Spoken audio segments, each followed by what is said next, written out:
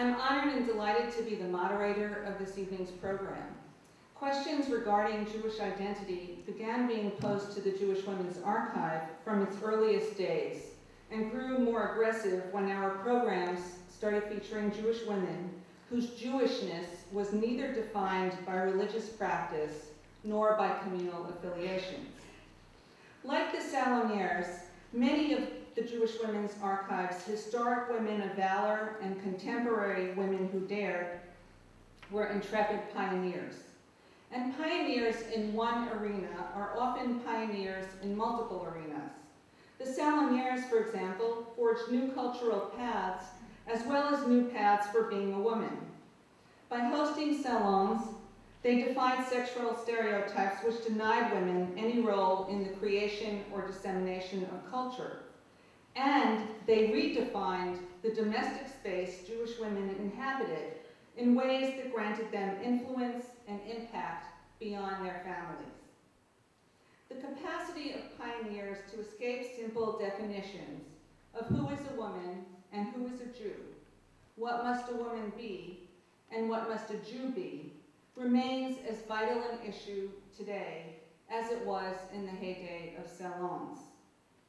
And we're very fortunate this evening to have with us two women, two prominent scholars, who have thought and written about these issues over several decades. Emily Braun, a professor of art history at Hunter College and the Graduate Center of the City University of New York, and Deborah Hertz, the Herman Wouk Chair in Modern Jewish Studies at University of California in San Diego. Emily Braun is one of the co-curators of the exhibition that is the occasion for tonight's panel, as well as co-author of the excellent and beautiful exhibition catalog that was just mentioned. As a contributing author to other exhibition catalogs, she has twice received the Henry Allen Moe Prize for Catalogs of Distinction in the Arts. Her primary scholarly focus has been on modern Italian art and fascist culture, but she has published on a range of subjects and figures in 19th and 20th century European and American art. The recipient of numerous awards, Braun is spending this year as a Mellon Fellow at the Center for Humanities at CUNY's Graduate Center. Braun and her co-curator Emily Bilski drew upon Deborah Hertz's extensive knowledge of salons generally and the Berlin salons in particular as they prepared both the exhibition and the publication. Deborah Hertz is the author of a 1984 monograph on intermarriage in the Berlin salons, a book titled Jewish High Society in Old Regime Berlin, published by Yale University Press in 1988, and an edition in German of Rahel Varnhagen's letters. Her new book, titled How Jews Became Germans, will be published this summer by Yale University Press. Before settling into her home and university chair on the West Coast, Hertz taught at the State University of New York at Binghamton, at Sarah Lawrence College, and at both Tel Aviv and Haifa universities. As if a program with these two women weren't rich enough, tonight's program begins with what we might call a dramatic prelude. Excerpts from a drama scripted by Rosanna Yamagiwa Alfaro, a short story writer and playwright. Her plays include Behind Enemy Lines, Mishima, Matters of Life and Death, Pablo and Cleopatra, and Amsterdam and It Doesn't Take a Tornado. The actors, Annette Miller and Daniel Gidron, are well known to Boston audiences for their collaboration on Golda's Balcony, with Gidron directing Miller in the world premiere of William Gibson's play at Shakespeare and Company in Lenox, and later at the Tremont Theater here in Boston. Both Miller and Gidron's list of credits are far too numerous to recite here. So I'll just mention that for her performance in Golda's Balcony, Annette Miller, who has performed on stage, film, and television, received the IRNE and Elliot Norton Award for Best Solo Performance. Gidron, a native Israeli, has taught acting and directing at Tel Aviv, Hebrew University, and Brandeis University. He currently teaches at UMass Boston. In addition to Shakespeare and Company, his directing credits include, though are not limited to, Habima, Arab Theater in Israel, La Mama, Lyric Stage, and the Nora Theater Company, where he serves as associate director. The playwright of tonight's dramatic pieces, actually there are two pieces, you'll be seeing one piece. that you'll be seeing tonight is on Rahel Varnhagen. The playwright tells us that she has written the play as much as possible in their own words. This having been said, our direct knowledge of these two women is necessarily mediated in this play by the particular words that the playwright has chosen to quote, the staging of the piece, and of course, Annette Miller's interpretation of the character. This dramatic piece is the evening's first perspective on issues of identity raised by the Salonieres. Following the performance, Emily Braun and Deborah Hertz will share their perspectives, and then, in good salon fashion, we'll turn the evening into a conversation.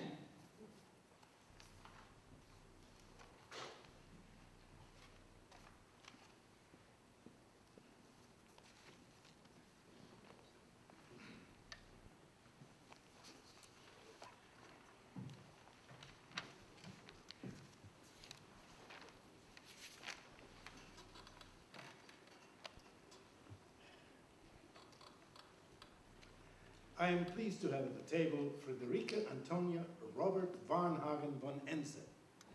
My guest is famous for her two salons, which attracted the most distinguished and cultivated men in Berlin in the late 18th and early 19th century. She's also famous for her letters. She has written over 10,000 of them. Welcome. I am very happy to be here, Charlie. Let me, if I may, start with something that puzzles me. You were born Rahel Levin, weren't you? Help me out here. Why are you now known as Friederike Antonia Robert Varnhagen von Ense? Necessity, Charlie. Sheer necessity. First, I replaced Levin with Robert in order to avoid the humiliations Jews face when traveling. Then I became Friederike Antonia Robert so I could be baptized and marry my Christian husband. I chose the name Friederike because I admire King Frederick the Great. My family and close friends still call me Rachel. The fact is, all my life I considered myself Rachel and nothing else. Marriages between Jews and Gentiles were rare, weren't they? Indeed. As are marriages of women who are 43 to men 14 years younger than themselves. I've heard your young husband worships you. At parties, when he's on the other side of the room and he hears laughter on your side, he rushes over and asks, "What did she say?" I am totally blessed with Karl Varnhagen. We are going through my 10,000 letters right now, the best of which he plans to publish when I die. Be sure to interview him when I'm gone. I'll do that, I promise. Do you know what a friend said about my marriage to Karl? He said, what is to be done with the Jewish miss? Now that Varnhagen's married the little Levy woman, she can one day become an ambassador's wife and be called Her Excellency. I was not surprised. This man, a famous statesman, is one of those who came regularly to my salon, but never invited me back. The more fool he. Let's talk about your salons. Your father had weekly gatherings for his business associates, am I right? Yes, and when he died, I continued the open houses and expanded them to include the most intelligent people of the day. How is that possible for a girl of 19? It is a mystery. I'm neither rich nor beautiful. I mean, I'm not like the other Jewish Salonieres. Now, Henrietta Hertz had her exotic oriental beauty. Fanny Mendelssohn Hensel had one of the best houses in Berlin. And her brother Felix has the piano. Well, rumor has it you were a girl of extraordinary intelligence, clever as the sun, and kind-hearted at the same time. When I was a girl, I loved to play the piano and to dance. I loved music. Well, my open houses were like a dance. The room was humming, all the guests were caught up in the swirl. No one was left out. I made sure of that. Your You're a great believer in what you called sociability. I am a believer in openness. Huh? My open houses included Jews and Gentiles, nobles and commons, anyone with spirit and talent. People seem to enjoy listening as much as speaking. Huh? You know, a shared conversation, after all, is very different from an interrogation. You're not suggesting that. No, not at all. Basically, Charlie, the two of us are very similar, huh? And you are endlessly curious about people. You're very good at bringing them out, getting them to speak about themselves. Well, I do try my darndest. Well, your guests leave your table very pleased with themselves. The men confirmed in their intelligence, the women in their beauty. Huh? You do love beautiful women, huh, Charlie? Yeah, you ask silly questions, and then you begin to stammer. Well, The other trait that you and I have in common is a true love of learning. Huh? Now, Henrietta Hertz, the exotic Oriental beauty, read many books in many languages, but had nothing interesting to say about them. In her salon, the women maintained a modest silence. Huh? In mine, they were as passionate in their arguments as the men. They say that quality is found often in your letters. Yeah, well, with me, you get the whole flower, roots and all. I write the way I speak, openly, and elicit the same openness from others. I believe you. Heinrich Heine wrote, and I love this, "Nobody understands me as thoroughly as Frau von Varnhagen. After reading her letter, I felt as if I had risen in my sleep and put myself in front of the mirror and spoken with myself and even boasted a little." I'm very fond of Heinrich. I mean, he is a member of my second salon. Huh? My first was dominated by Prussian statesmen, the second by young Jewish writers, and much more pleasant than the first. In the 20 years between your first and second salons, Berlin somehow became anti-Enlightenment and anti-Semitic. It always resurfaces, doesn't it? The whole Jewish question. Could we speak to that? Or? Yes, it always resurfaces. The Jewish question. This is the way it's been for me all of my life. Is it fair to say that by becoming Christian, you wanted to separate yourself from your people? Anyone who says that is either stupid or ignorant. The Jews in Berlin are famous for their wit, their erudition, their generosity. I would not have missed being Jewish at any price. But you've written that you derive every evil, every misfortune, every vexation from being born a Jewess. Yes. People like you sit here night after night asking the questions.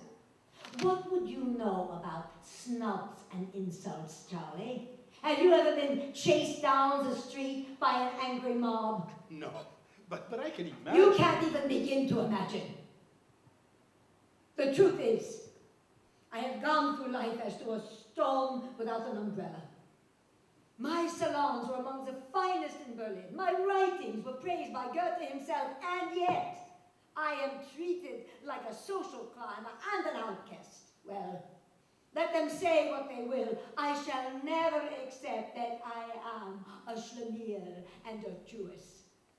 All these indignations, these dark thoughts, they must have had their toll. No, they must have, Charlie, since much of my life I've suffered from migraines, rheumatism, heart spasms, and gout. I'm an old woman now, Charlie, and I'm sick of myself. But I can do nothing about it, and will remain the way I am. That is the salvage from the great bankruptcy of life. Heinrich Heine and I are both converted Jews. We joke that only galley slaves know each other. He understands the railings of this old, offended heart. Our time has almost run out. I hope you can join us again. Perhaps one day I shall write you a letter. I would be honored. We might start up a correspondence that would go on and on, and so weiter, and so weiter. Ah, wunderbar. We could throw some light on these thorny issues. Who knows, huh? We might even come to know each other, roots and all. Thank you for joining us. We have been speaking with Rachel.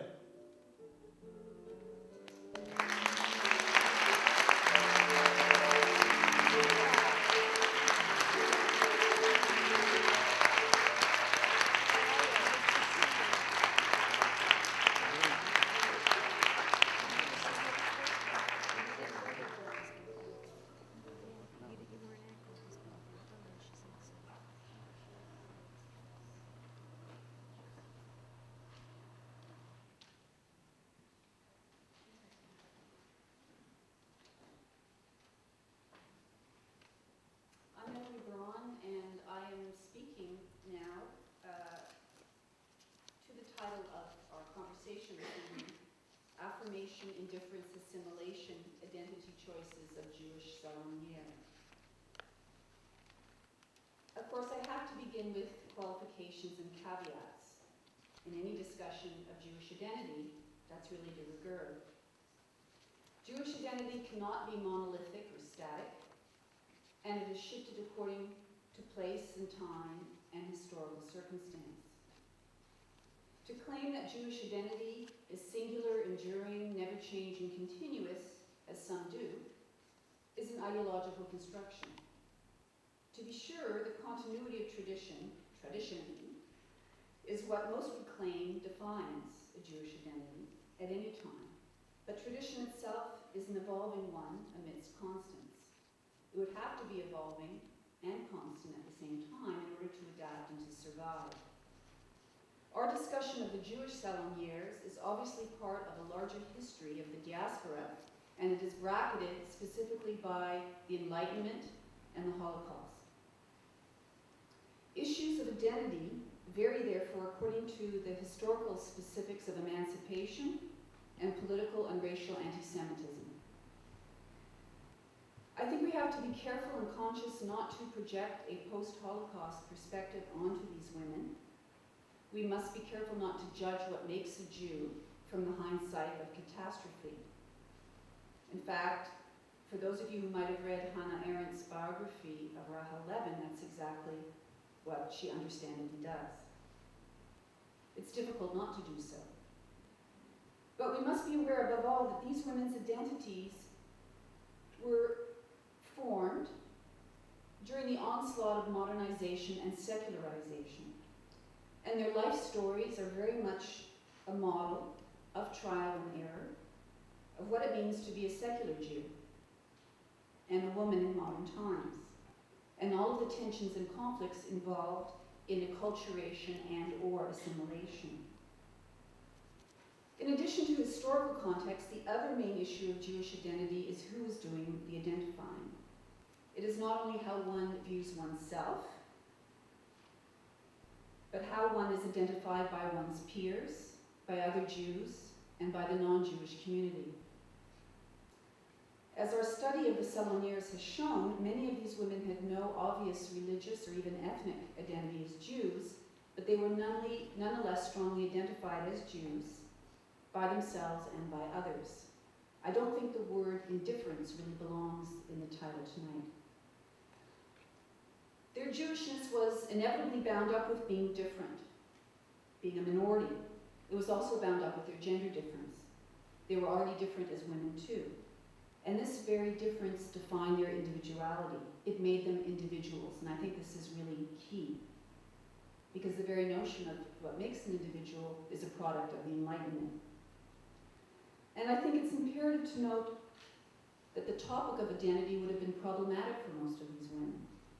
I think most of them would have been quite annoyed with the subject of this panel. First of all, they did not have the luxury of choosing an identity. That was just brought out by the play here. It was something that Rahel was born with. She couldn't shrug it off, even if she wanted to. But more importantly, the very nature of their project of having a salon was to transcend any group identity. Why? Because the salon, may I have the first on the right mark? Full mark? I'm supposed to do it, okay.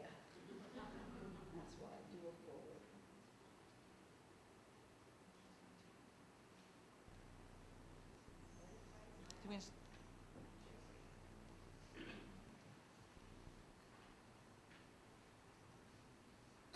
Voila. Okay. So I was saying that the very nature of their project of having a salon was to transcend any group identity. Precisely because the salon was an institution of modern culture aimed at breaking down social barriers and rank, at overcoming the limitations placed by gender, religion, and social background. This was the moment of the Enlightenment, of Jewish Enlightenment and Western Enlightenment, of the emancipation of the Jews, a moment of universality and tolerance. It was the moment of discovering the individual self, where the mind was the great equalizer, as Henrietta Hertz claimed. This was a self formed in dialogue with others, not stamped out as a given. Reason deemed that the individual was the result as much of nurture as of nature. And I'm showing you on the right one of the few iconic images of a salon that we have. This is a painting by Georges Lemonnier of the Salon of Madame de Geoffrin from 1775. Now, Madame de Geoffrin was not Jewish, and as you know, Jews did not start the first salons. Although, as Deborah Hertz will speak to, it was the Jewish women of Berlin who were the first to import this French tradition into Germany. But I'm showing you this image just to drive home the point of how hard it was to be a woman, let alone a Jew. Madame Geoffrin succeeded very much in self-educating herself and creating a world of learning in her domestic space. And you can see her there on the far right. She's already an old woman. But you'll see that there are only 7 women in this whole picture in her Enlightenment salon. On Mondays, she hosted writers, and on Wednesday, she hosted painters. And this Enlightenment salon of the second half of the 18th century was just that, a place of critical inquiry, of dialogue, of feedback of ideas, and it was precisely in these salons, these Enlightenment salons, where opposition to absolute monarchy began. And it was in this salon tradition of the French who began it, where sheer intellectual merit helped you rise. So it didn't matter if you were a nobleman or not, it didn't matter if you were a man or a woman to an extent, and eventually it didn't matter if you were a Jew. A salon was this temporary utopia where you could meet face to face with others, erode stereotypes, and rise in the world. Now, when I said I think that the Salon women, the Jewish women that we've been studying, would have been annoyed with the subject of the panel, let me explain what I mean by that. I think they would take umbrage at the question, what are you? The question instead should be, who are you? Are you a Jew? Are you a woman? The answer to all these questions is, I am a person. I am an individual. I am who I am, in other words. The question is not what, but who. Rahel Varnhagen, as we've just seen, wanted to be known as Rahel. Nothing more, nothing less. Gertrude Stein wanted to be known as a genius. To be identified as a Jew was a liability, not necessarily because they were ashamed of this, these women. Most of them were actually quite proud of being Jewish, but because it meant being categorized. And what could be more inhumane than being categorized? Moreover, I think for most of these women, their gender came first, not their Jewishness, although it's very hard to separate the components. To be female was a greater disadvantage than being male. After all, with so-called universal suffrage, Jewish men got the vote before women.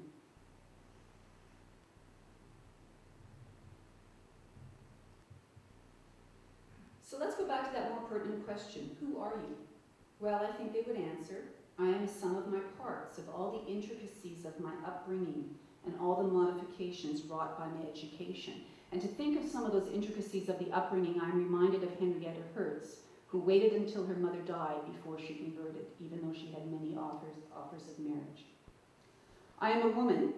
I'm Jewish too, but I'm also Italian or German or American. I'm a mother, a daughter, a sister, a wife. I may be a foreigner, an expatriate. I am rich, and I am a member of the bourgeoisie. I am not poor. I can think for myself. I can support myself. I have the time to think and do what I want to do, to be the writer, musician, artist, critic that I want to be. And that was the case with Berta Zuckerkandel on the right, a rarity for her time, not only as a journalist, but as an art critic. The only other woman who had an equal role as art critic at the turn of the century and first decades of the 20th century in Europe was Margherita Sarfatti, another Jewish Saloniere. Or Fanny Mendelssohn. Is that focused on the left? Yes, okay. I'm sure that Fanny would like to be remembered as a musician before anything else. So I also think these women would like to be known as musicians, artists, and critics before they would be also labeled a woman artist or a Jewish artist or musician or critic. This is a kind of ethnic parlor game that's inevitable after the Holocaust, of course. Now, if I am Geneviève Strauss, on the left, I'm very conscious of being an Israelite, not a Juif. The difference being an Israelite, you self-identified with those generations who had been established in France and were now assimilated, versus the Juifs, who were the mere Jews who were coming in immigration from Eastern Europe. There was a definite sense of class and ethnic difference within Jewish society. Or if I am Gertrude Stein, I'm very conscious of being gay, but not too gay. Like Natalie Barney, on the right, here depicted by Romaine Brooks, who was not Jewish, but I wanted to show her image, to show the relativity, or shall we say the degree and kind of identity here. Stein is conscious of being gay, but not too gay like Natalie Barney, who had open lesbian salons in her backyard temple to Sappho.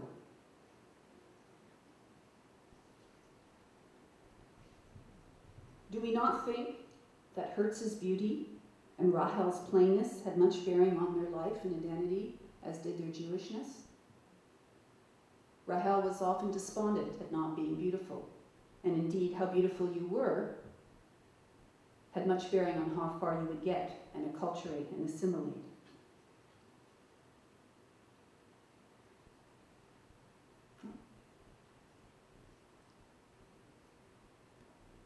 And do you want to be Hebe,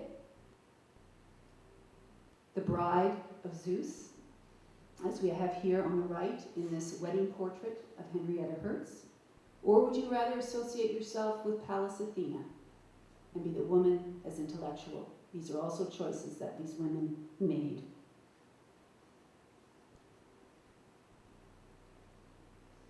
Or if you were Anna Kuleshov, you identified with the underclass. You choose your name, Kuli, from the lowest form of laborer, and make it your name now.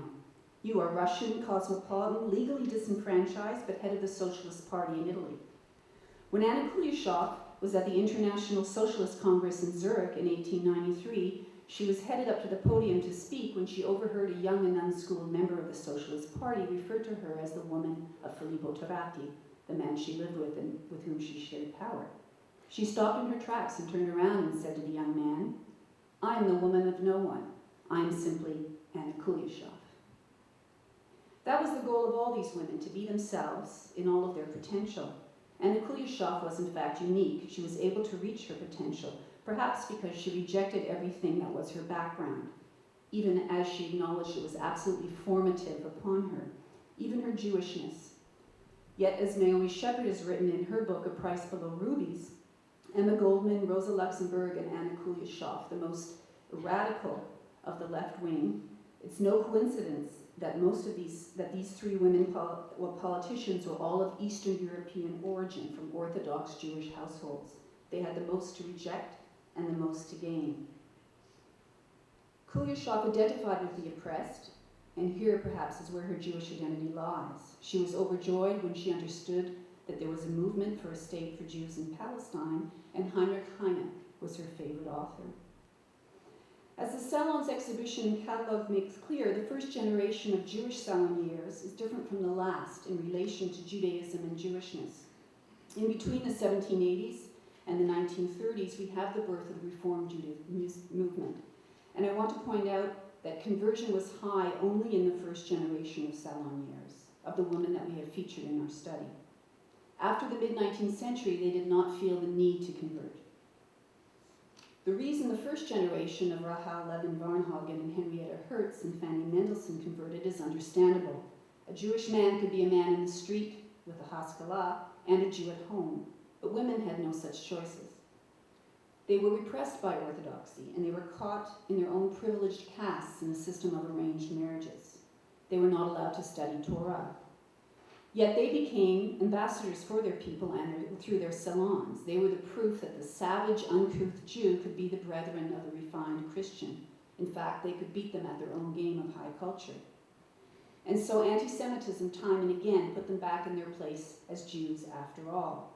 And I was interested to read recently these new books about college admissions that have just come up, how Harvard changed its admission policy in the late 1920s because a too large a percentage of the admissions, which were being based on academic skills alone, turned out that let too many Jews in.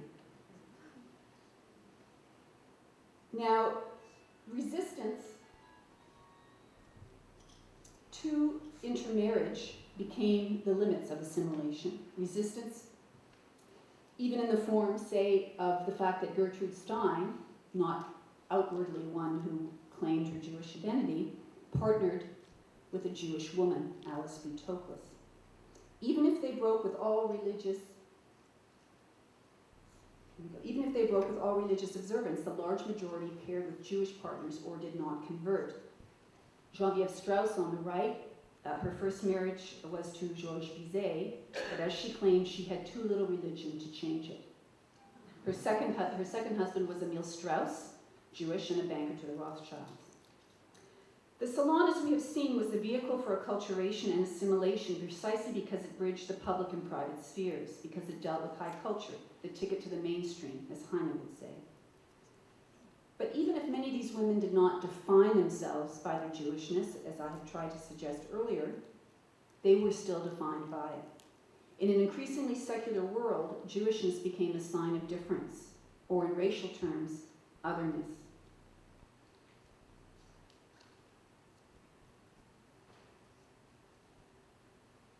And so it is no coincidence in the 1890s that the two scandals that shook society in Europe played out in the salons of Jewish women: the Dreyfus Affair in the salon of Geneviève Strauss, and the Oscar Wilde Affair in the salon of Ada Leverson. Nor is it coincidence that in the late 19th century, when homosexuality became identified, that homosexuals and Jewish women's salons converted. Leverson and Strauss were both hostesses to men who were homosexual, Oscar Wilde, and of course on the right, Marcel Proust. It's arguable, we think, that the Jewish woman, the Jewish saloniere, was a beacon for otherness. As someone who was an outsider who was now on the inside, she showed that prejudices could be overcome, that one could still make it in the world. But more importantly, because she was other, her house was a refuge, a place where Wilde or Proust could be sure of themselves, know that they would be protected and accepted.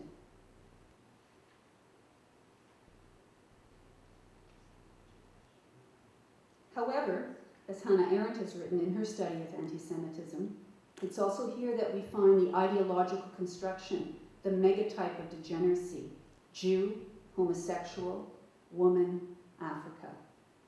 And it is no coincidence that two of the most innovative and amazing monuments in modernist art are portraits of two Jewish salonières, Gertrude Stein by Picasso on the left, and Margherita Sarfatti by the futurist Umberto Boccioni on the right.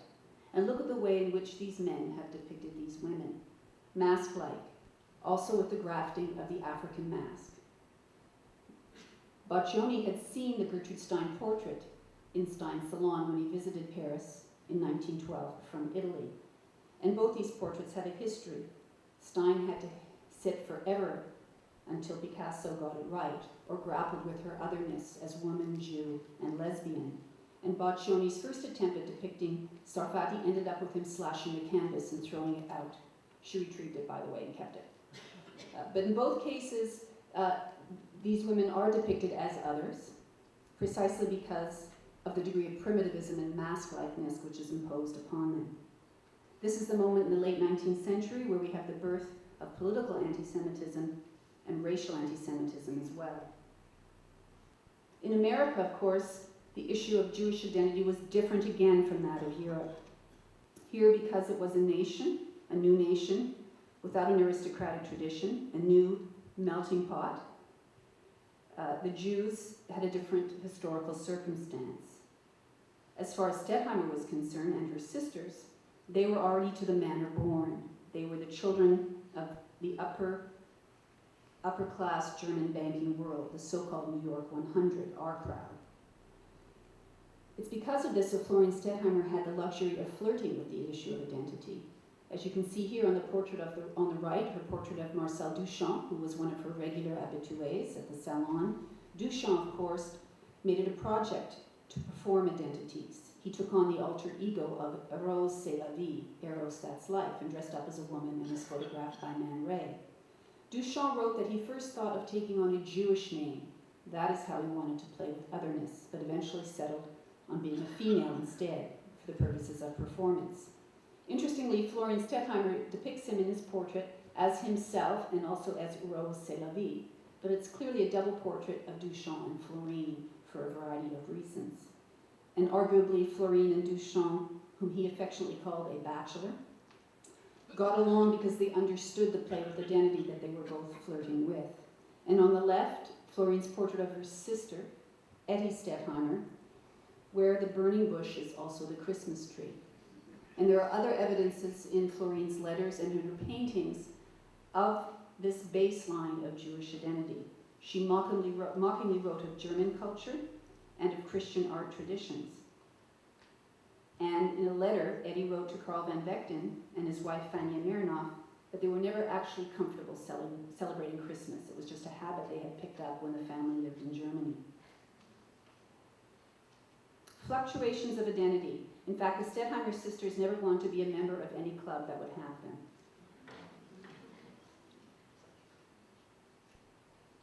I just want to conclude today with one of the central theses of our exhibition, which is Jew as parvenu and pariah. This, of course, was Hannah Arendt's famous definition,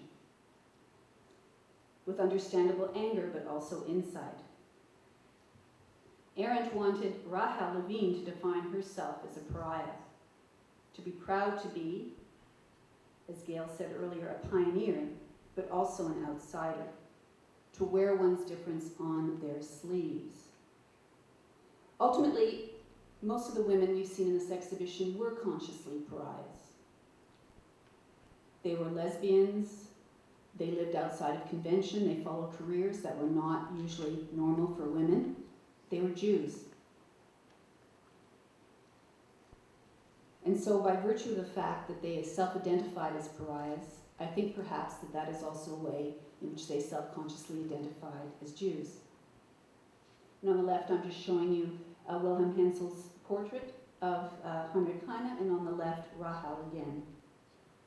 I just want to conclude by saying that the postmodern age that we live in now is also called by many the post-enlightenment. We are at a moment in time where, as Todd Gitlin has written, the cant of identity again holds sway. Personhood has been replaced by personality or by group identity. I belong to this group rather than simply I am. Perhaps this is what makes the Salon so appealing, the fragility of an individual in a world that's continually, increasingly anonymous.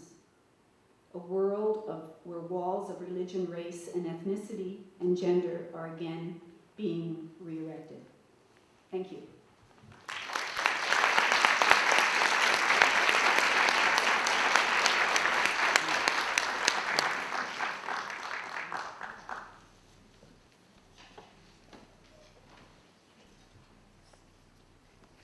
We're going to switch to a different medium here. Some of the same pictures. Well, be here. I have to say that after years of sitting alone in libraries and archives and rooms and talking to a few historians, to have a room full of people thinking and obsessing about salons is just a tremendous joy and absolute exhilaration for me. Now, Emily's talk, and it's very interesting that I have spent years on the Berlin salons, and in her wonderful exhibition catalog and the exhibition itself, we're going to go down here. It's abroad. It's a beautiful, beautiful tour of so many Jewish salons, and the richness of the tradition and the questions that we have to ask about what's in between and what makes a tradition and what are the different functions is wonderful. Emily said, in a very interesting way, she said they would hate our topic today, and she respects their resilience and resistance to categorization and to what she called the ethnic parlor game of Jewish identity. Now, I have to say that I'm the reverse. I'm going deep into one generation of salon women, and I'm very annoyed with them.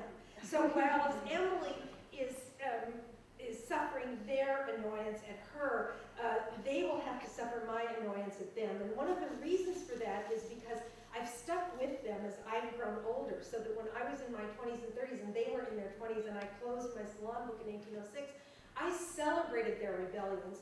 And as I've grown older and studied more of them and studied them as they grew older, I have become much more critical. And as I have gone deeper into their letters and found the cattiness, the hierarchy, and frankly, some of the self-hatred, I've become much more aware of the price that they paid for their success. And a lot of the terms that Emily used in her talk, to be an ambassador of the culture, I never disagree with them, but I kind of turn them around. So what I'm going to do today is talk about three of the women from the generation that I do most of my research on. Rahel, that you hear the most about, Amalia Baer, and Fanny Mendelssohn Hensel. And in the end, what I want to do is talk about the three different paths that the women took and something about how those paths are realized or not realized in our lives today as Jewish women.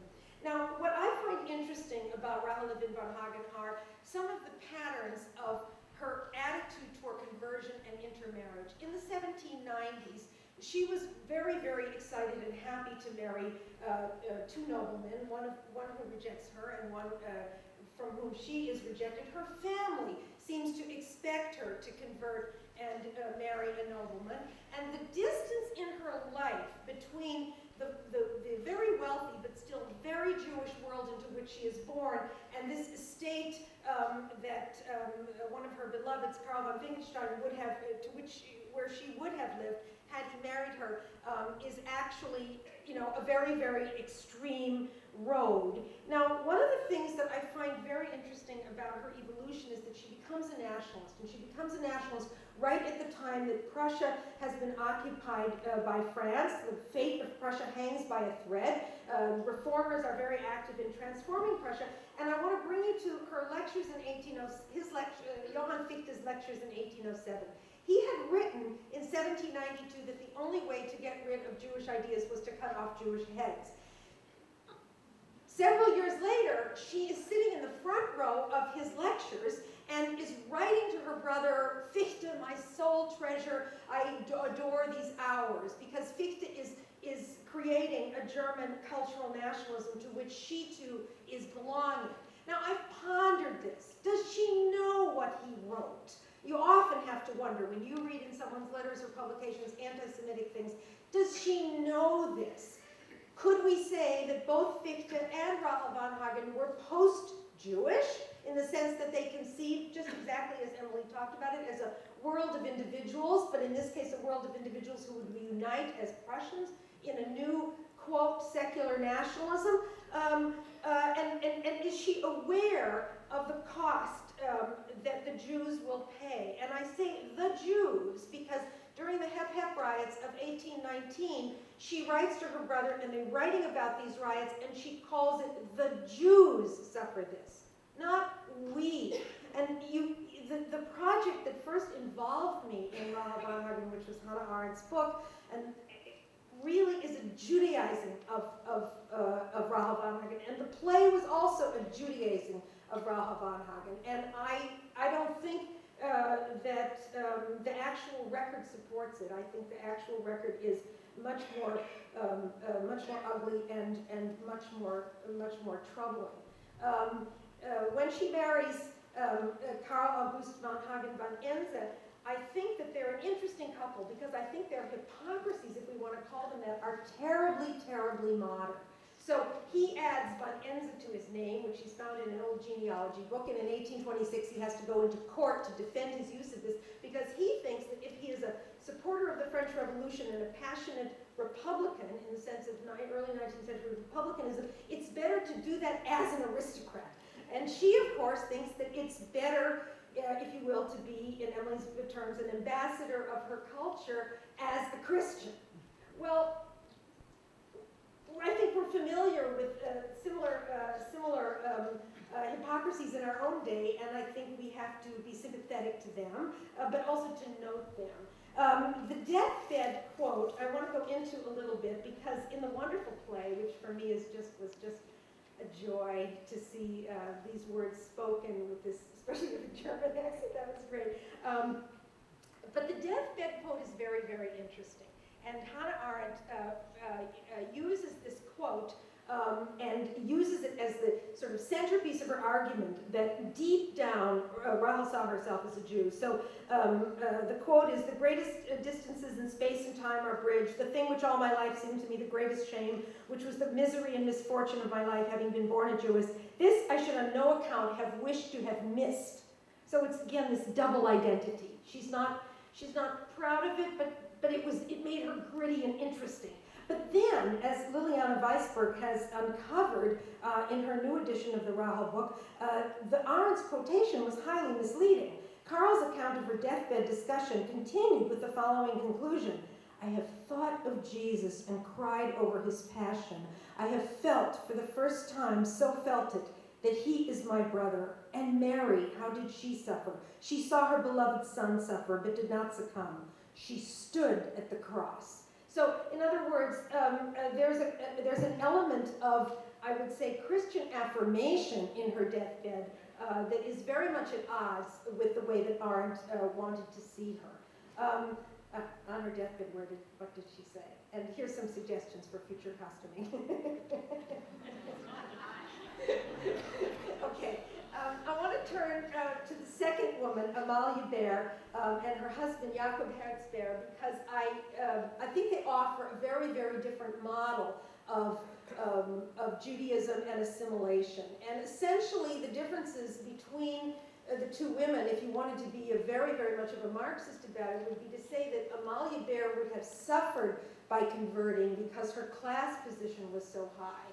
And it was her class position that really allowed her to play the role as one of the founders of Reform Judaism in Berlin that she did. To just give an example of her power behind the scenes, totally in the tradition of the court Jews, she has Chancellor Hardenberg as a guest every week at her home for dinner.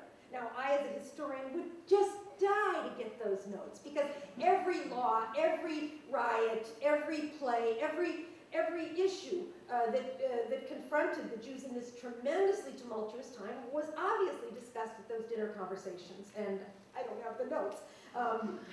So that's very upsetting to me. Now, Amalie Baer and her husband she's born to the wealthiest family of Berlin, and he became the wealthiest Jew of Berlin.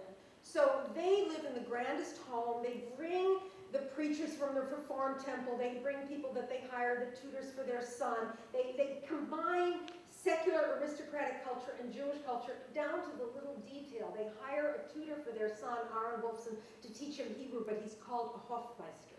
So in every gesture is combined this aristocratic lifestyle with an attempt to be loyal to Judaism.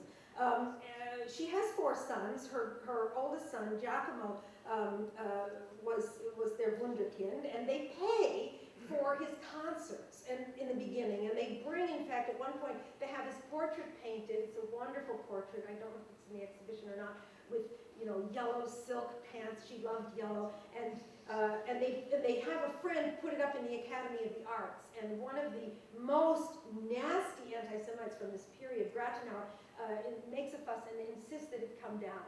So they had this power and this influence, and they had a very high-class kind of attack and humiliation. I'm sorry this got cut off, but here you see, much later from Simplicissimus, a satire of Giacomo at the Rubicon. So here's his grandfather with his grandfather's money going into his pocket. Over here, the part that's cut off is a harp, which represents music and conversion and aristocratic assimilation into high culture. Now, the interesting thing about the Bears is that they do not convert.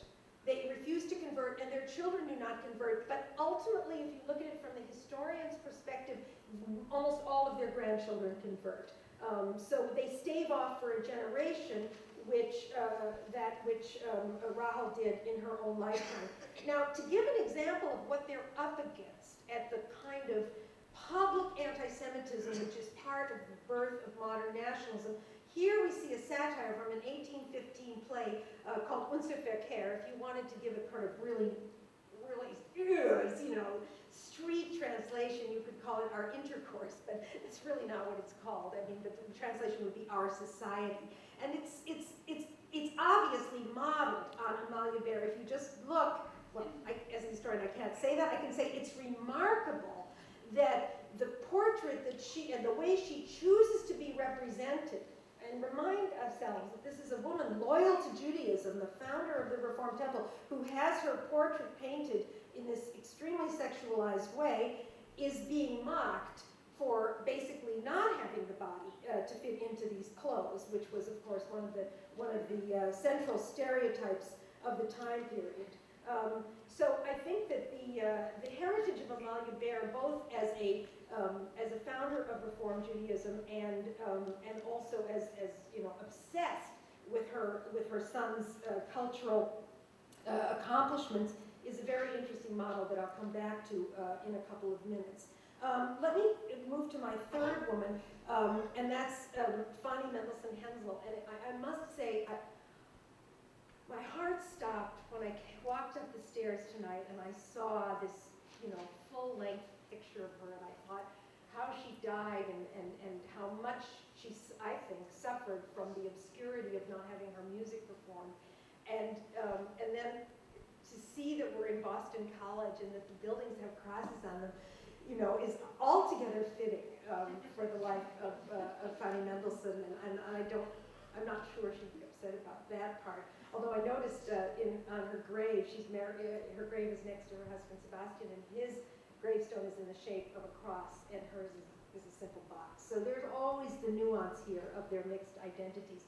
I want to say something about the conversion pattern of the Mendelssohn family. Moses Mendelssohn died in 1786, and his oldest daughter, Dorothea, has the most stormy exit from Judaism. So she's the one who, like Rahel von Hagen, collects all of these names. She's Brendel, Dorothea, Veit. Did I get Mendelssohn in there? Mendelssohn, Veit, Schlegel. And each of the names, the first name changes and the last name changes, represent a different stage in her life. Now, her brother, Abraham, did not intend for his exit from Judaism to be so stormy. And it's only because we know all these little things that he doesn't think we know, that other people don't, at his lifetime don't know, that we can see that the storminess of her exit was actually, in the case of this particular family, all internalized. His wife, Leah Solomon Mendelssohn Bartholdy, was an Itzig. And if you were an Itzig, it meant you came from the most prominent family.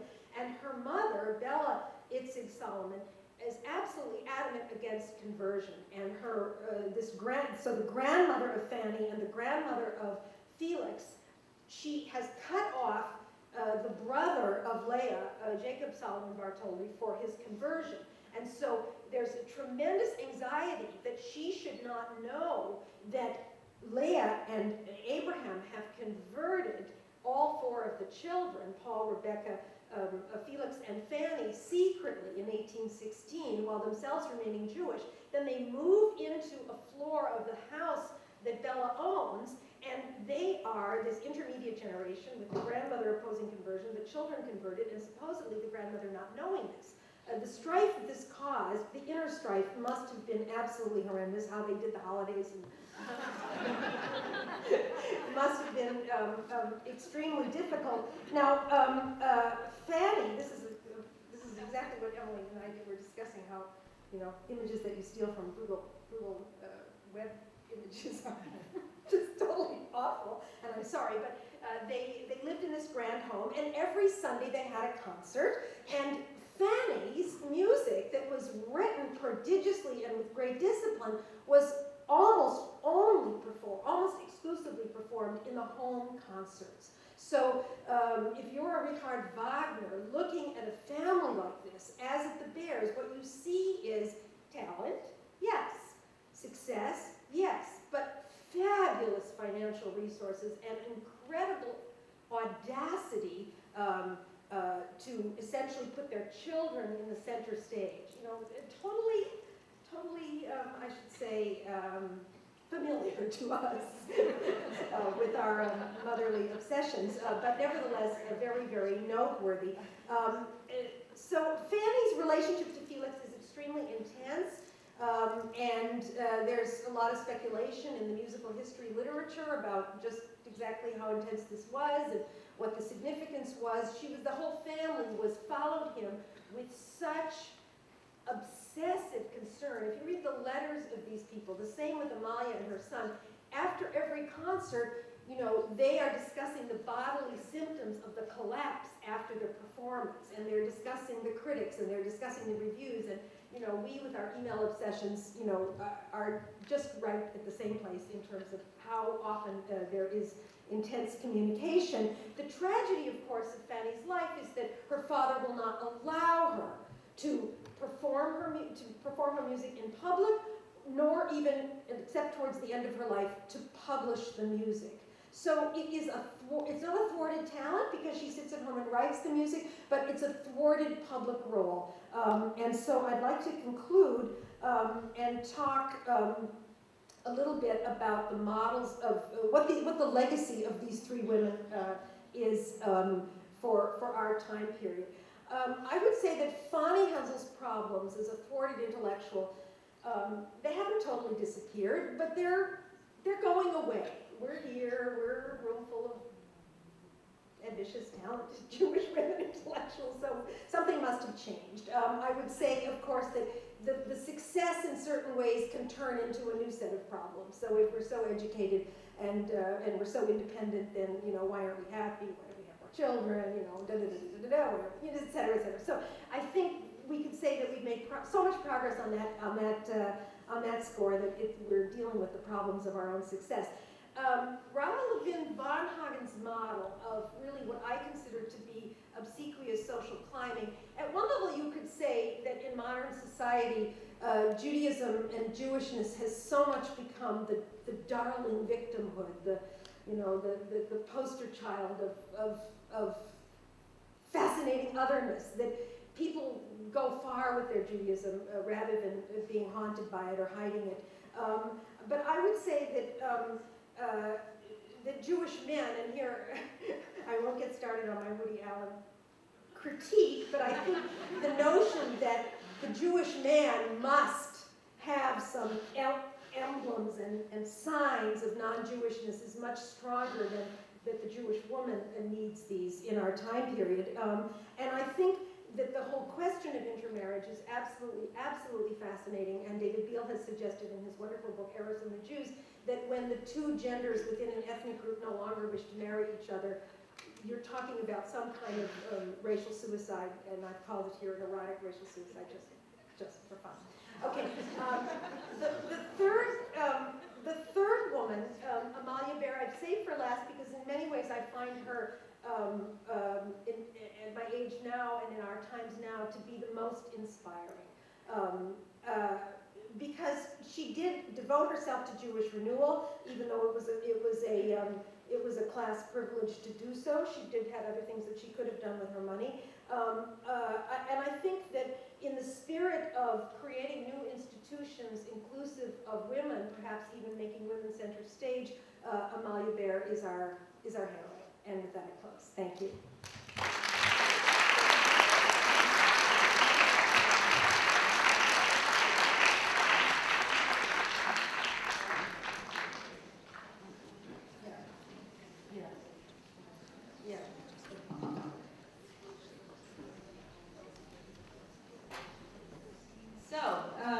Thank you, Deborah and Emily. I think you've heard not two different views, but overlapping in some ways.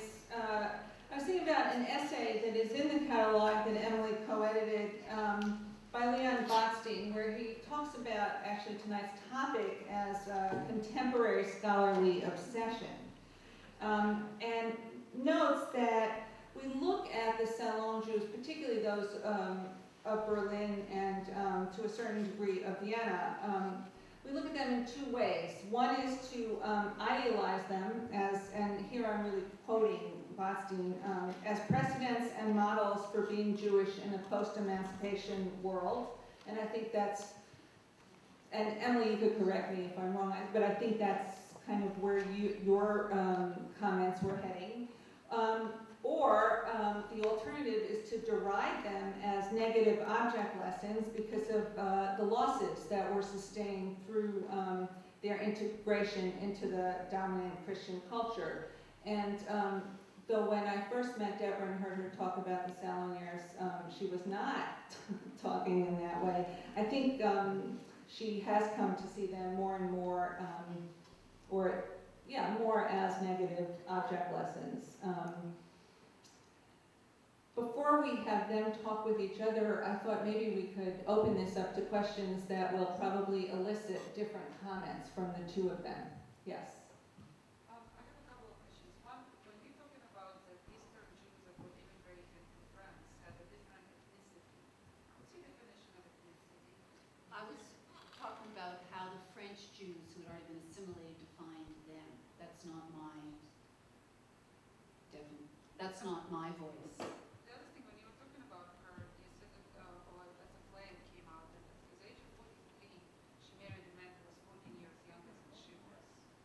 And through her talk, one of the things that we were talking about, that how important the looks were at that time. And at the same time, certainly nobody said she was ugly, but the whole impression from everything you said, that she was at least plain, if not ugly.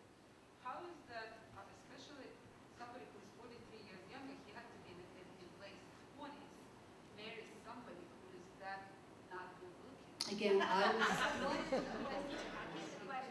I think that you were reading. I think the question was that it was perceived that I put undue emphasis on the woman being pretty. What I was saying was that their identity was, I was talking about different types of identity or how they perceive themselves. And for Rahel Levine herself, it's not my voice here, and Deborah will corroborate this, she was as much preoccupied with her plainness, almost, as her Jewishness. So it was her preoccupation, not mine. And the last question is, why do you think in the 1930s the Salon ceased to exist and never came back after the war? We're asked this question a lot, and The question is, why did the salons cease to exist in the 1930s?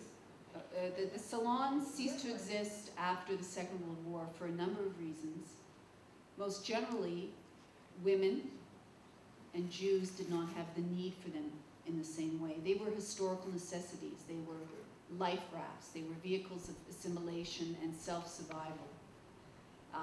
That's one reason, the historical necessity. The other reason, which is a provocative thesis that you'll find in the show and the exhibition, is that the mass media changed the very nature of the way that we communicate with one another and the way that we socialize. And that's why this exhibit ends with Salka Bertel, not also for historical reasons, but also because of the medium. Hers is the last salon and it was in Hollywood. So some some have raised the question, well, there's an internet salon site. There's this internet site called Salon and has an email replaced the salon. Absolutely not. Nothing could be further from the face-to-face dialogue than the anonymity of the internet. It just can't be compared. So obviously the salon in different ways survives today. The reading group is part of it. The university seminar is another part of it. So in bits and pieces and in different ways. We have the cognate now Salonista, which is the fashion world hosting salons. It's simply not, it's not the same. It's not the same. But was I clear about, I want to make sure that it was understood that it wasn't my voice that was saying these things, but this is how the women perceive But then the themselves. question is, why did she perceive her that way? She was able to marry somebody. Why did she perceive herself as plain? Because she was a, able to marry somebody 14 years younger. Maybe Well, we should just, I'll okay. let Deborah answer that question. Yeah, I mean, it's interesting, because I'm obsessed with the images, but Deborah speaking for me. I'm obsessed with the images, but as the beauty contest between them is something they actually might have enjoyed, because I think they were rather catty towards each other. She fell in love, she first met Karl August von Hagen von Ense in 1803. They fall in love in 1808. They don't marry until 1814 because he's busy off fighting in the wars and trying to drum up a position in the diplomatic corps. He worships her as a literary celebrity. And if you look at the, as it were, the marriage market, you could say that her fame as a celebrated woman, her notorious complex popularity was an attraction for him. And the people that even the people that spurned her were so powerful and so important that he needed them. And even though they were insulting her, it was better to be insulted by some of these people than to be ignored altogether. So Wilhelm von Humboldt, for instance, is absolutely crucial in von Hagen Karl getting an appointment as an ambassador. But he also took risks by marrying her, so that when he gets sent on his first diplomatic assignment in Baden, she's not received at court. So she's just had the triumph of her life in this marriage and the fulfillment of many of her personal goals, and yet she can't go to court. And he's fired anyway for being too much of a radical 5 years later. So they're each bold in their own way. And one of the most fascinating things about his relationship to all of his Jewish friends is that if you read the memoirs and the letters, he keeps the word Jewish out of it. It was considered the honorable way to raise up the status of Jews by not mentioning this unpleasant fact, which again is part of that ambiguity of how we as historians can go back and rediscover what was going on when some of the key words are missing. She did not receive the word because she's Jewish. Are there any other, yeah? When a little play was given at the beginning, and Rahel spoke about Henrietta in a very catty way, and then you mentioned it again when you were talking about the women. I had seen this exhibit before and had never imagined that there could be this kind of feeling between some of the people. I'm wondering if you could talk about, was there really a lot of rivalry between the women in that particular period of time? And if so, did it come out of the sort of insecurities and problems, or why? What does it mean? Do you want to? Well, of course there was rivalry. I think they're just human beings. And hypocrisy. I don't think either of those things particularly have to do with being Jewish, in fact. They were very competitive with one another as women, as Salonieres, and that goes right up to the very end, where you have Florian Stettheimer and Gertrude Stein playing a very interesting pas de deux. They never visit each other's salons. They choose not to meet until they collaborate in absentia with Virgil Thomson on Four Saints and Three Acts. And they were very conscious. These women were after a place in history. They're very, very competitive and very, very ambitious and catty when they had to be. Ruthless when they had to be, some of them. And they put this into print. I mean, this is in the memoirs, and when they wrote letters, they often, especially Rahel, expected those to be part of the public document. That's what Barbara Hahn and Ursula Isselstein and a whole group of German, Italian scholars have been doing, is sitting in an archive in Krakow where all of Rahel's letters and diaries were moved to during the war to keep them away from the bombs. What they're finding is that this literary project of saving every one of her words was something they were both working on as a team. And so that's why the book, which is called, Mementos to My Friends, appears right after her death. She dies in March of 1833, and I think it's in print before 1833 is over, which we can only understand if the manuscript was already ready. So they're writing for posterity, and I would say they're not ashamed of this, and that itself is very interesting because the Romantic generation prizes friendship and prizes intimacy, and that's what the letters were for, and their notion was being a creative person depends on your emotional health, which depends on your, how many friends you have and how sincere you are. So the fact that they're so catty I think it's a troubling legacy. But I think, again, as Emily pointed out, we can dig into this past and find examples of things we like and we don't like, but we do have to be aware that we're doing so. So in that sense, I think the feminist model of friendship is not something that they share. And I think it's also, as Emily pointed out, it's a tribute to their careerism as salon women that they would be catty because they have something to be about which to be catty, which is, how esteemed they are. And this is all without publishing. And, for us, that's unheard of. You could sit in your living room and get famous, Yes.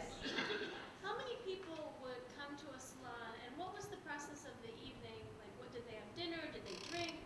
What went on? Well, that changed according to time and place as well. But in general, the success of a salon depended on the mix of the people. And there were lots of exceptions, but the idea was that you had a jour fixe, the same day of the week, every week. So people knew that that's when the salon was happening. And then it thrived on the group of habitués, on regulars, on the charisma of the hostess, and then also on the excitement of new introductions and a few ne'er-do-wells. So it was the individual dynamics that made up the group that was ever changing with a certain constancy.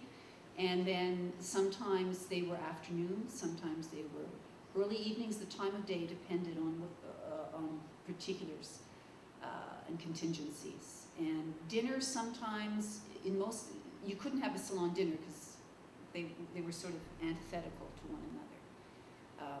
A dinner was fixed seating, whereas the salon depended on movement and ad hoc arrangements. But many of these Salonieres would have small dinners beforehand, and then the at-homes where the larger group would come after. One of the reasons I think that we can't ever resurrect the salon is because there was an introducer for the salon, but people would arrive, but only the right people would arrive, or almost always the right people would arrive. So the notion that they're informal and yet they're so elite is, I think, what means that we can never recapture them, because if Susan Sontag made it be known that her jour fixe was Wednesday, there would be 3,000 people there. And so we can't control that combination of intimacy and elitism. A very, very tricky combo. All the way in the back. Yes, I'm wondering if you think there's some sort of historical precedent with the Spanish medieval Sephardic Jewish culture, like kind of Venice, people like that, being wealthy women, Jewish women, converting, not converting, somewhat assimilated, before expulsion or even after when they go to Portugal or wherever.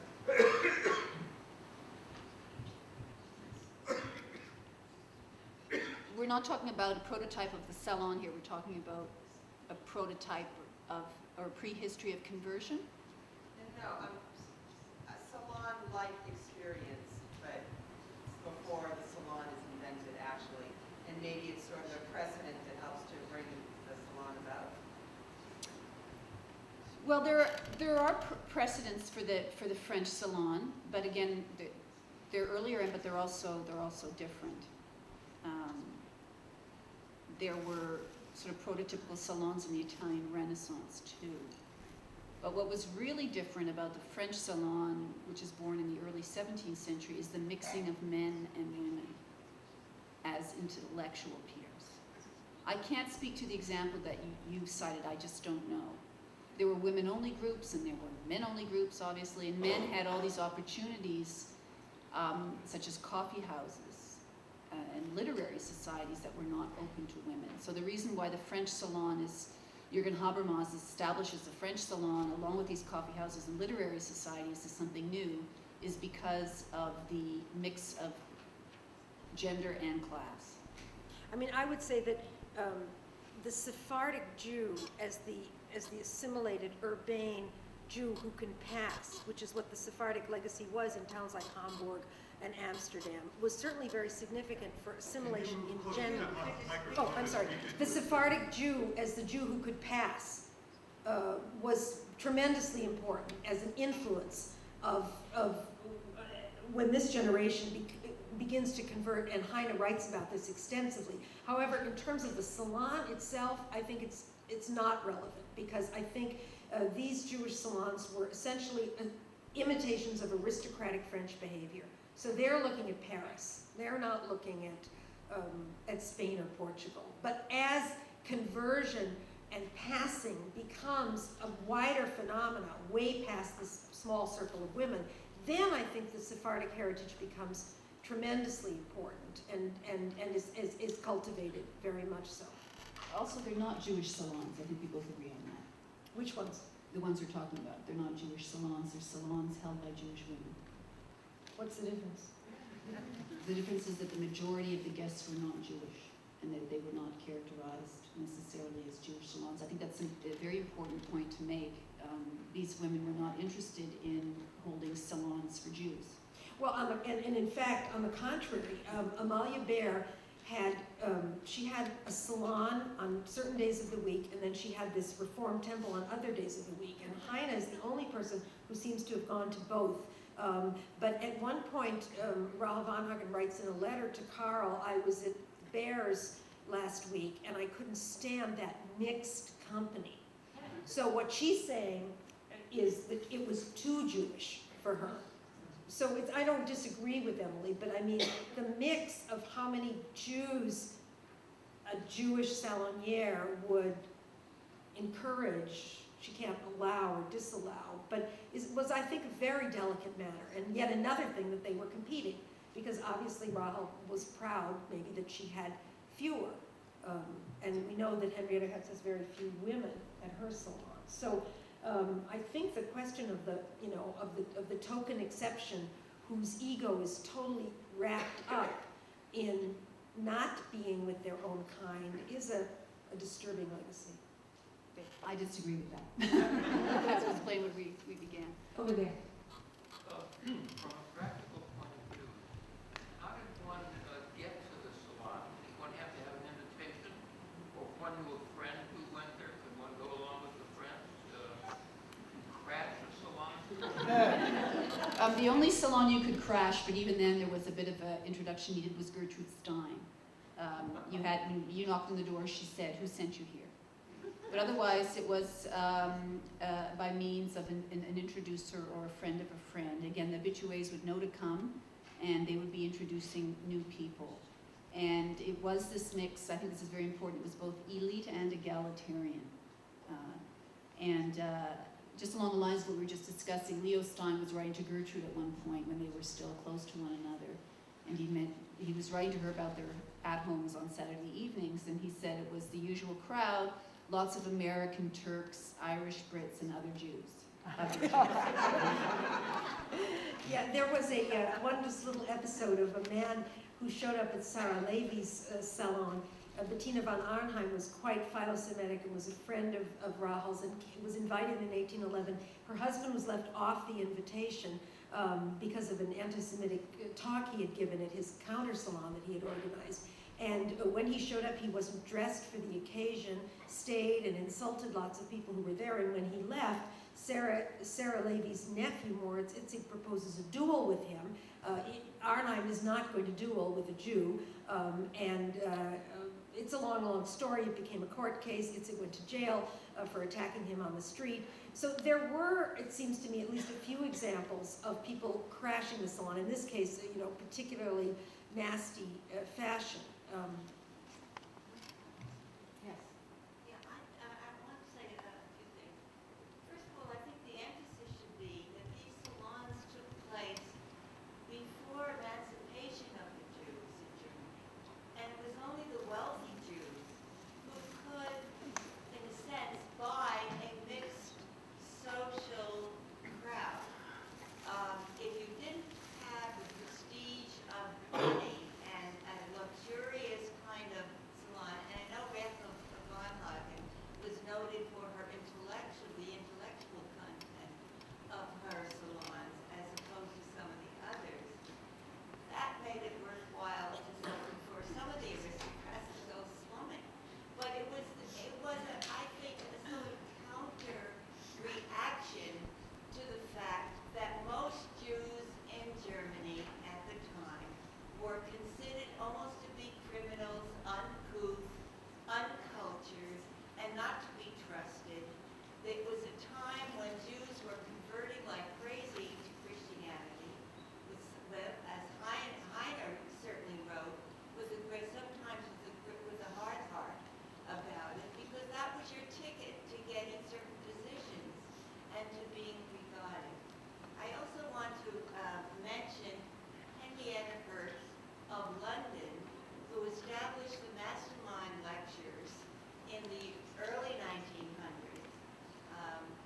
And now that I'm thinking about it, my husband was the mastermind lecturer of this year, so I have some background in it.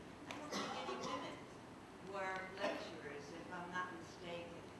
And the third thing I want to say is that I was a member of a Rosh Chodesh group in Berlin in the mid-90s.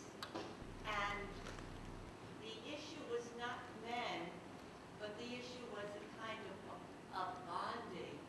And who would crash these dinners and lectures that we self-lectured, and we had certain topics, were Gentile women, and it was never advertised. They were never directly invited. It was the one place where Jewish women just wanted to relax and not have to reassure these do-gooder Gentile women that things were okay, And they came anyway, and I could never find out from individuals how they would find out about it.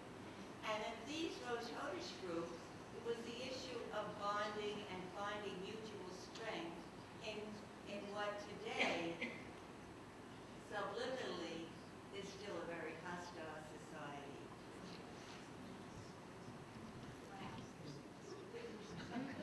I think there was a question up there. Yeah. Who set the topics of the salons and what did they talk about? Are we done with that other question? Yes. Did you want to respond? I didn't hear a question, that was why. Historical correction that's Yeah. needed. I mean, the emancipation for the Prussian Jews comes in 1812. The emancipation for Prussian Jews comes in 1812, and the salon tradition, as the exhibition so richly demonstrates, continues well after that. So, so I think the issue is that emancipation, as Emily said in her talk, emancipates men and does really almost nothing for women. And that the salon tradition, even though it is elitist, there's no denying the financial backing of it, but I don't think that explains it, because we have lots and lots of wealthy Jews who don't have salons. The Rothschilds don't really have salons, if I'm not mistaken. And even someone like Rahel Levin, she's not super wealthy. And I don't think that people are coming to her early to her first salon because it's a beautiful house or she serves beautiful food. And in fact, some of these extremely wealthy women, like Sarah Levy, there are people who go to her salon and then they just complain that it's really boring. So I think there's a lot more going on here than mere wealth. Also, there's also a difference between legislated emancipation and earlier waves. So these salons are not before, they are a part of, it's during. And in fact, the reaction against them is precisely because it's all coming from the French emancipation of 1791. So that was the historical correction that I wanted to make there. It is contemporaneous with emancipation. Wait, and just one more little point that's from Hannah Arendt, and that is, she said over and over again, the salons represented the social glory, but not the civic equality, and that it was the social glory which made the lack of civic equality egregious. So in my view, the salon women before 1812 are the pioneers of emancipation, and it was a great service. And the economic issue is a key one, but that's right out there in the open. The fact of the matter is, Jew or Gentile, you had to have enough money if you were a woman so that someone else could do the domestic work for you. So you either can look at this as a can't-win situation as a feminist, or at least we had that. The only woman who scrubbed the toilets every morning herself was Anna Kuleshov, even though she had two in help, but she always said that the most worthy got the job of scrubbing the bathroom. So yes, they were well enough off that they could afford to do this as women. Some of them later on are not so well off. Salka Vertel at one point was so impoverished she was thinking of opening up a goulash stand on the beach in Santa Monica. And a couple of them were just well off. They didn't have loads and loads of money. But let's face it, the economic reality is that this is what was necessary. If they didn't have it, they would not have been able to accomplish it, just like wealthy men or men who had enough income to keep themselves going. And not all of these salons were ostentatious, or not all of them attempted to display a great deal of wealth. The salon of Betty de Rothschild, which will be the subject of a monograph by Laura Shore, there was a reason for the Rothschilds and for her salon to be particularly ostentatious. They were representing something else. I think because we're going to have to wrap up soon, what I'm going to suggest, I saw two hands. There's a question that was asked. Let's just ask the questions, but keep them short, and then maybe you'll hold it all in your mind and try to answer it all together if we can. So there was one back there. Thank you. We discovered in the current exhibit of the American Jewish Historical Society at the local courthouse that there was a huge wave of immigration from Germany in 1820, which is very close related to the case that you're talking about. Could you familiarize us with the political as well as the economic milieu in which the salons, what was going on with the average German woman that drove her away from Germany and to the United States during this huge wave of immigration? I'm sorry, I didn't hear the question. Would we account for the what that caused that? What was the political and economic milieu of Germany while these salons were taking place that drove German Jews away from Germany to the United States during this huge wave of immigration? And the question is that at the same period that we're talking about here, we also see the beginning of a huge wave of German immigration to the United States. And what's going on that causes the two, and is there a relationship between the two? Think about it while the next person asks their question. There was one question over there. And Before we ask the next question, I just want to make one point, because almost all these questions have occupied the same pattern, which is about German Jewry. And I think it is historically incorrect and somewhat diminishing to look at the issue of salons and what we're talking about solely from the German Jewish experience.